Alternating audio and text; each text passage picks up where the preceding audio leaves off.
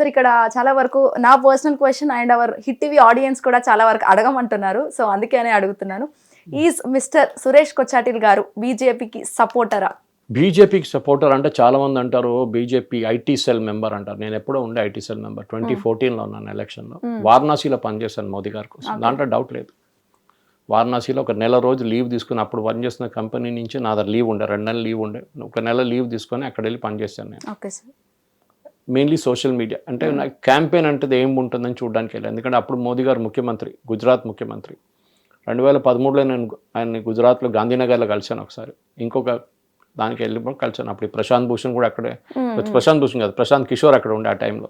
ఈ was running మోదీజీస్ campaign. అప్పుడు plan చేస్తున్నారు ఆయన ప్రధానమంత్రి క్యాండిడేట్ అయితే ఏం చేయాలని చెప్పేసి. ఆయన కూడా కలిశాను నేను. ఆయన మళ్ళీ వారణాసిలో కలిశాను వాళ్ళ టీంతో సహా. బీజేపీ సపోర్టర్ అని కాదు, ఐఎమ్ ఎ నేషనలిస్ట్. నేషనలిస్ట్ అంటే దేశం కోసం నేను ఏమైనా చేస్తాను. నా దేశాన్ని ఎవరైనా దేశానికి కావాలంటే ఇన్సల్ట్ చేయడమో లేకుండా దేశం వ్యతిరేకంగా మాట్లాడిన మనుషులు నేను డెఫినెట్గా ట్యాకిల్ చేస్తాను, ఫిజికలీ కాదు, యూజింగ్ మై బ్రెయిన్. అది చాలా ఇంపార్టెంట్. ఎందుకంటే మన దగ్గర ఒకడు వచ్చి ఆర్గ్యుమెంట్ పెడితే కూడా చాలామంది అంటారు, సురేష్ గారు మీ వీడియోలు చూసిన తర్వాత మాకు కూడా కొన్ని పాయింట్స్ వచ్చిందని. అదే కావాలి నాకు. ఓకే సార్, మీరు ఒక పాయింట్ ఒకరితో ఆర్గ్యూ చేస్తున్నప్పుడు ఈ పిల్లి నల్లదా తెల్లదా అని చెప్పి అడిగినప్పుడు అది క్లియర్గా ఆన్సర్ కావాలి మనకి. నల్లది ఉండొచ్చు, తెల్లదా ఉండొచ్చు అని అట్లా కాదు. You tell me it's black or white, it can be grey. ఇట్లాంటి ఆర్గ్యుమెంట్లో మన దగ్గర ఒక కాఫీ షాప్లో కూర్చొని ఉన్న ఆర్గ్యుమెంట్ ఉండొచ్చు, ఒక ఆఫీస్లో జరిగిన ఆర్గ్యుమెంట్ ఉండొచ్చు, లేకుండా ఒక బస్ స్టాండ్లో కూర్చొని ఆర్గ్యుమెంట్ చేస్తుంటారు. ఎక్కడైనా మనుషులు కూర్చొని మాట్లాడుతున్నప్పుడు మోదీ గారు ఏం చేస్తే, మోదీ గారు 15 లక్షలు ఇస్తున్నారు ఎందుకు ఇవ్వలేదంటారు. మోదీ గారు ఎక్కడ చెప్పారు 15 లక్షలని, నాకు ఒక వీడియో చూపించండి అన్న. చాలామంది అడిగాను, ఇప్పుడు కాదు 10 సంవత్సరాల నుంచి అడుగుతున్నాను, ఎవరు ఇవ్వట్లేదు. మోదీ గారు చెప్పారు, మీకు గుర్తుందా? మోదీ గారు ఏం చెప్పారు? స్విట్జర్లాండ్ మిగతా బ్లాక్ మనీ పెట్టుకున్న బ్యాంక్స్ నుంచి, సిస్టమ్ నుంచి డబ్బులు తీసుకొస్తే ప్రతి భారతీయుడి పాకెట్లో 15 లక్షల రూపాయలు ఉంటుందని చెప్పారు. కరెక్ట్ అని చెప్పిన దాంట్లో తప్పలేదు. ఇప్పుడు కూడా అది కాదు, సుప్రీంకోర్టులో నడుస్తుంది ఆ కేసు. చాలామంది అంటారు మోదీ గారు ఎందుకు తీసుకురాలేదంటారు. బ్లాక్ మనీ అంటే బ్లాక్ కలర్ కాదు. మీరు సంపాదించిన డబ్బులు బయట ఉన్న బ్యాంకులలో తీసుకెళ్ళి పెట్టి, స్పెషలీ ట్యాక్స్ హేవన్, అది స్విట్జర్లాండ్ ఉండొచ్చు, కేమెన్ ఐలాండ్స్ ఉండొచ్చు, గిబ్రాల్టర్ ఉండొచ్చు, ఎక్కడైనా ఉండొచ్చు, హవానా, ఎక్కడైనా తీసుకెళ్ళి పెట్టేస్తారు మీరు. అట్లాంటి చోట్లలో మీరు దాన్ని ట్యాక్స్ కట్టట్లేదు. ఆ బ్యాంకులు ట్యాక్స్ అడగారు మీ దగ్గర. ఇప్పుడు మనకి డబుల్ ట్యాక్సేషన్ ఉంది కొన్ని దేశాలతో. అంటే మీరు అక్కడ ట్యాక్స్ కడితే ఇక్కడ కట్టక్కర్లేదు. ఇప్పుడు నేను థాయిలాండ్లో పనిచేసిన టైంలో అక్కడ ట్యాక్స్ కట్టాను నేను బ్యాంకాక్లో, అంటే ఇక్కడ కట్టక్కర్లేదు మళ్ళీ. సో నాది డైరెక్ట్ ఎన్ఆర్ఐ అకౌంట్కి వచ్చేస్తుంది డబ్బులు ఇక్కడ. అట్లా ఉండే అన్నమాట.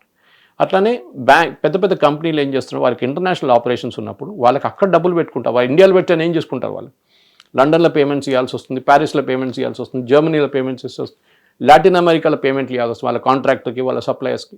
సో వాళ్ళు అట్లాంటి అక్కడున్న బ్యాంక్లో డబ్బులు ఉంచుకుంటారు. ఆ పేమెంట్కి ట్యాక్స్ ఇచ్చారా లేదా అనేది క్వశ్చన్. మీకు వచ్చిన ఆదాయం నుంచి మీరు ట్యాక్స్ కట్టారా లేదా, మీరు అక్కడ కడితే you give the certificate, yes I paid the taxes. మనకు డబుల్ ట్యాక్సేషన్ అగ్రిమెంట్ ఉంటే అది ఓకే అయిపోతుంది. లేదు ట్యాక్స్ కట్టకపోతే మీరు ట్యాక్స్ కట్టండి, then it becomes a legal money.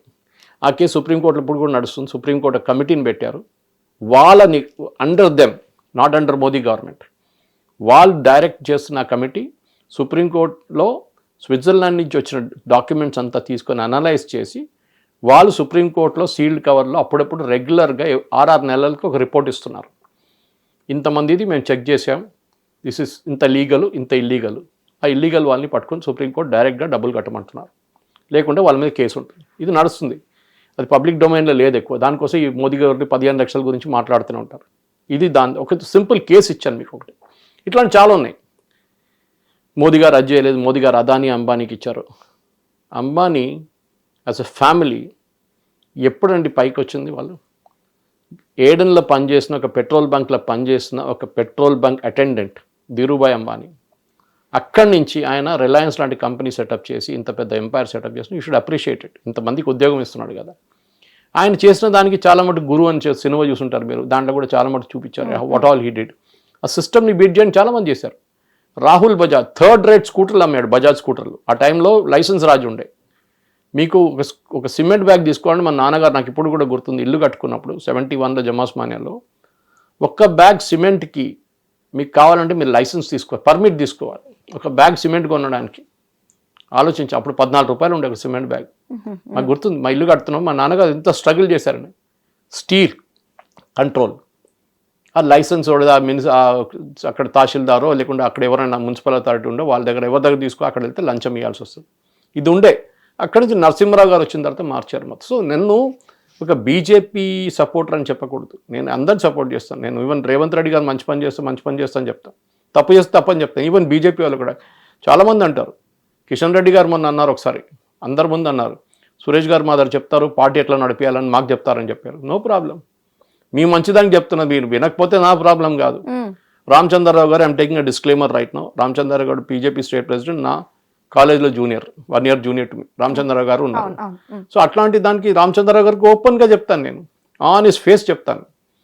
మీరు ఆ ముందు బీజేపీ ఆఫీస్లో ఉన్న ప్రెస్ కాన్ఫరెన్స్ ఉన్న రూమ్ బంద్ చేసి తాళం ఎక్కడైనా పడేసి అని చెప్తాను. ద మోస్ట్ యూజ్లెస్ స్పేస్ అని చెప్తాను. మోదీ గారు ఇవాళ దాకా ఒక ప్రెస్ కాన్ఫరెన్స్ చేయలేదు, మీరు కూడా చేయకండి అని చెప్తే అది కొంతమందికి నచ్చుతుంది, కొంతమంది నచ్చకపోవచ్చు, నో ప్రాబ్లం. కానీ నేను I'm a nationalist, not a BJP supporter. Okay sir. అది అనిపిస్తుందో ఏమో చాలామందికి. నేను మోదీ గారి గురించి మాట్లాడుతుంటాం, అది రాహుల్ గాంధీ మంచిదేం చేస్తని చెప్తాను కదా, ఆయన చేయట్లేదు, అదే ప్రాబ్లం అనమాట. రాహుల్ గాంధీ మంచి పని చేస్తే ఏదైనా మంచి మాట చెప్తే అప్పుడు నేను చెప్పొచ్చు, okay he's a very good thinker, intellectual. అది కాదు కదా, ఆయన మాట్లాడుతూ షిఫ్టింగ్ గోల్ పోస్ట్, ఒకసారి ఇది అంటాడు మళ్ళీ అది అంటాడు.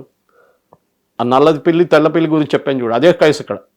ఒక్కొక్క వచ్చి అంటారు నా దగ్గర ఉన్న పిల్లి అంతా నల్లది అంటాడు, మళ్ళీ నెక్స్ట్ అంటే అన్ని తెల్లది అంటాడు, అన్ని మార్చేస్తున్నాడు డైలాగులు ఇట్లాంటి దాంట్లో. So anybody, it can be a celebrity, it can be a politician, ఎవరైనా చేసినప్పుడు ఐఎమ్ ఆల్సో నాట్ పర్ఫెక్ట్, నేను కూడా చేస్తాను, తప్పులు చేస్తూ ఉంటాం.